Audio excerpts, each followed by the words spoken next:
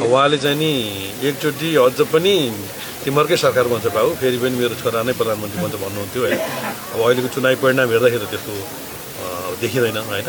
अब लामो समय बालनजी लगायत साथीहरूलाई पनि हामीले शुभकामना दिइसकेका छौँ। अब उहाँहरू सफल हुनुहोस्, उहाँहरूभित्रको एकता अझ मजबुत होस्, उहाँले जनतामा जुन खालको अपेक्षा बाँड्नु भएको छ त्यो पुरा गर्न लाग्नुहोस् होइन। त्यही नै कुरा हामी राख्न चाहन्छौँ। त्यो सपनालाई साकार बनाउनु। ठिक छ, अब हामी यो चुनावलाई गम्भीर समीक्षा गरेर अगाडि बढ्छौँ। अब एउटा दीर्घ जीवन बाँच्नु भएको छ उहाँले होइन।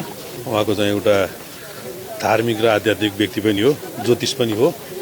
अब उहाँले अब देशको प्रधानमन्त्री हुने तहको छोरा जन्माउनु भयो र उहाँको जीवनका धेरै ओकालीहरू चाहिँ एकदम सङ्घर्षपूर्ण नै रहे होइन।